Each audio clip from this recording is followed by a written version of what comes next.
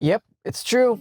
I almost fell for a scam. Now, before we get into what this video is actually about, let me tell you the story. So for the very first time in my life, I had to go set up an LLC. Needless to say, since it was my first time, there was a lot of things that I didn't really understand, and I was kind of confused about the whole process, and I'm still kind of confused about the whole process. But to my knowledge, I figured it all out. I got all the paperwork sent, and it seemed like everything was going just fine.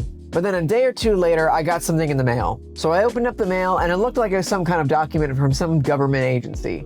Essentially what the document said is, now that you've set up your LLC, you might need, these other documents or this other kind of certificate in order to run your business and do some things that you might want to do with your business.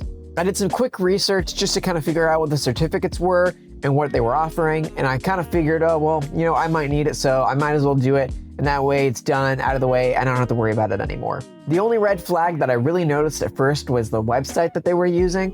It sounded kind of weird and not really super official.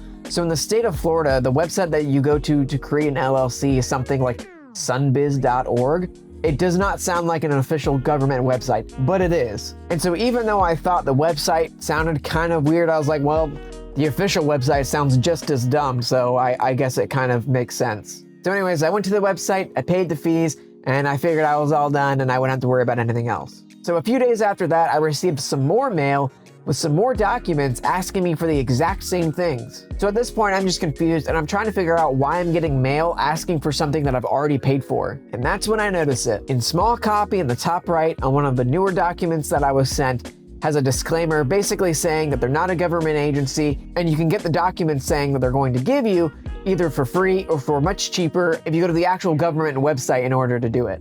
So I went back to the first document that I got because I wanted to see if it had a similar disclaimer, and I looked all over and that's when I saw it. In a very small font, in a very weird place, it says, "This is not a government agency." Luckily, after doing some research, I was able to send a pretty convincing email for them to give me a refund, which they did. So I wasn't out of the money that I sent them, but it still sucks that I was almost scammed. And that's when I got the idea to make this video.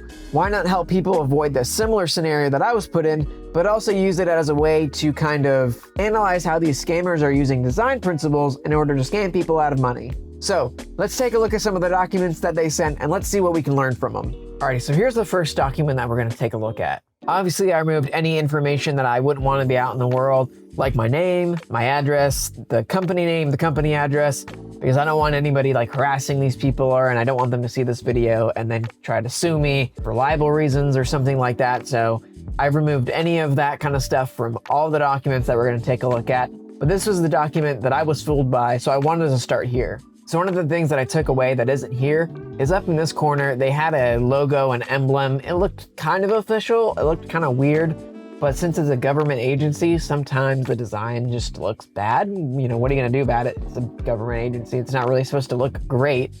So I didn't really send off any major red flags. It did look questionable, but I was like, okay, I guess that makes sense. That's not the weirdest thing ever. So anyways, you kind of ignore pretty much everything else up here. There's a way to contact them, nothing crazy. So then your eye moves down here and they had the right document number. They had, my address that I was using and everything. And then then you'll move on and you'll read this. Thought it was good. They had my LLC name, the document number. And this is kind of where things get interesting. Even though I erased it, I know right here, it's using a bold font. So you really notice it. So it says it. And it's pretty bold, and the same thing right here. But right here, this is where it says this is not a government agency. But this is where they have their website that they want you to go to in order to pay by card. Now, obviously, this isn't the name of the exact business.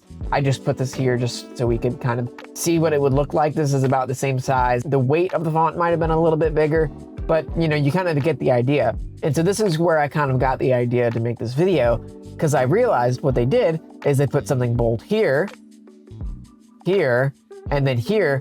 So basically your eyes go 1, 2, 3, and you skip right over this. The only way that you would ever really notice this is if you were going to pay by card and send it in the mail, and you had to cut on this line, which is where you're supposed to cut, and then you would see that this is not a government agency. Now, I would bet then most people are going to pay online. And so they kind of just put this here as just a way just to say, oh, well, it's there. And if someone were to actually want to send this in, they would see it and then they wouldn't send it in because they would see that it's not a government agency. But for everybody else, they would skip over that. And so they would go to the website and pay, and they wouldn't even know that it's not government affiliated. So basically, they were just trying to keep this as hidden as possible. So that way you wouldn't notice it and you would just keep moving on. You'd pay the fee and then you'd move on with your life and you would never know that it wasn't a government agency, which I would also like to point out is illegal, at least as far as I can tell. I did some research, and according to the state laws, you have to offer a disclaimer that says you're not government affiliated and that you can get these documents or whatever that they're trying to sell you for free or at a lower price, in which obviously you can see this is not that disclaimer. This just says that they're not a government agency. Maybe that works, but I don't know if it quite works. I would say no, but maybe in court it would hold up differently.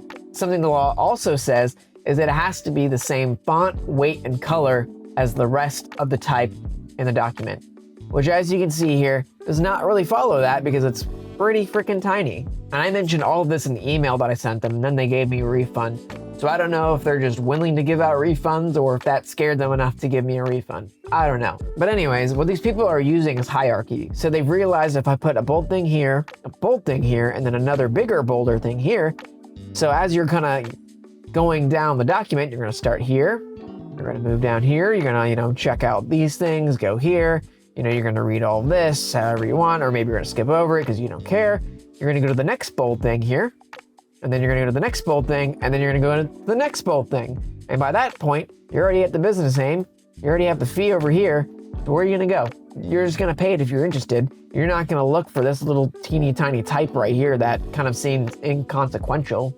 But that's the idea. They're using hierarchy in order to hide the things that they don't want you to see. So you'll go to the website and pay it without realizing that they're not government affiliated.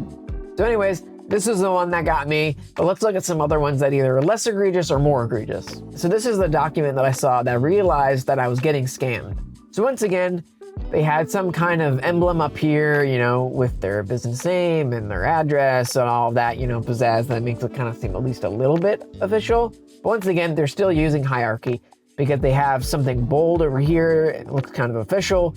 And then they have this right here, which is really bold. And so it draws your eye down and not over here.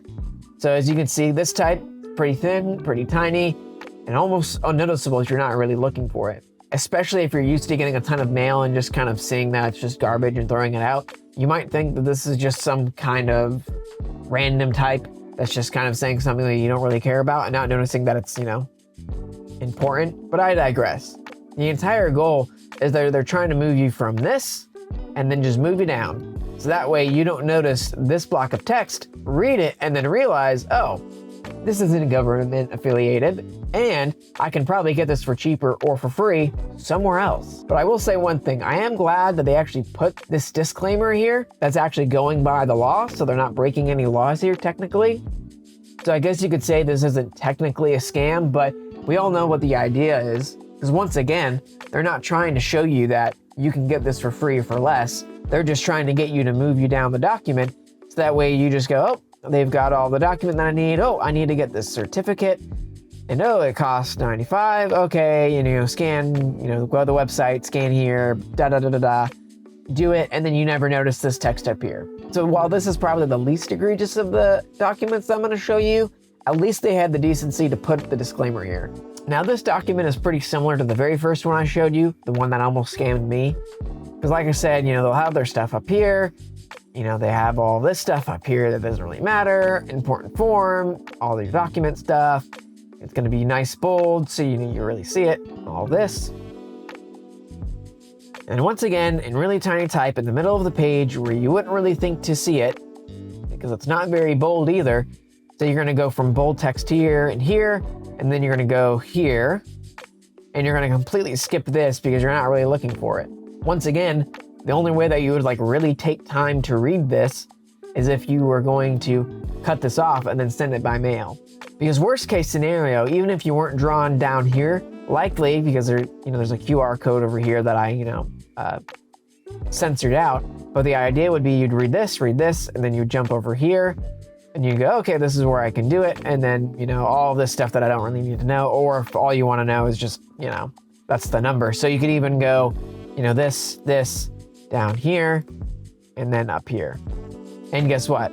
This is right in the middle of these three bold objects in which draw your eye. And so you could just completely skip over this and you would never know, because you're either going from here to here, here, here, and here. Either way, this is in the kind of a dead zone where your eye is not being drawn because there's nothing bold to draw your eye there. But of course, that's done intentionally because they don't want you to know it's not a government agency. And now this last one might be the worst. It kind of depends on how you think about things, but it's pretty bad. Once again, you start off the top. They'll have some kind of emblem that looks pretty good. They'll have all this information, you know, stuff that you're just ignoring. And, you know, you're going to be drawn down here. You know, blah, blah, blah, blah. You maybe read this or not. And then, of course, you're going to be drawn to the next things that are bold. And then pay by card or pay by check. You know, they have all their information here, just in case you want to do that. Important notice, all in red. And then you're thinking, well, where's the disclaimer? Down here.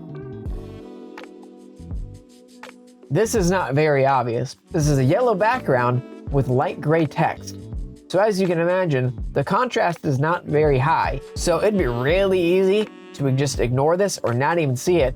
Because, you know, like at least on this yellow and black, you can definitely see it. It's not hard to see, it's not hard to read. But this down here, that's pretty bad. That's pretty hard to read. And also, again, it matters where they're putting it because they're putting it at the very bottom of the letter, exactly where you wouldn't see it. Because if you were just going through this like normal, you wouldn't realize that it's not, you know, fake or a scam. And so you would just, you know, go down here, come down here, and then you'd go, well, I want this or I don't want it or whatever. And then you would pay up here, down here.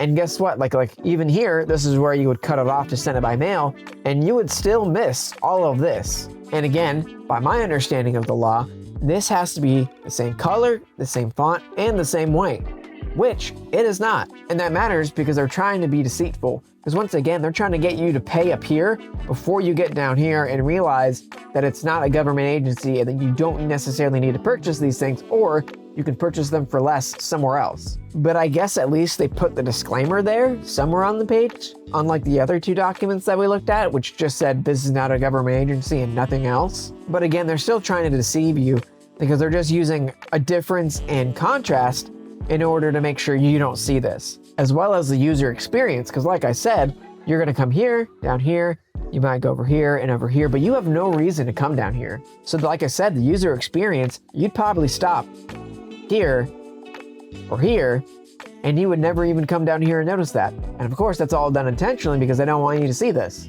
And so that, my friends, is how scammers use design principles in order to scam you out of money. They'll use contrast, hierarchy, and the design experience in order to fool you and deceive you out of your money. But once again, the purpose of this video is to show you how they're using these design principles.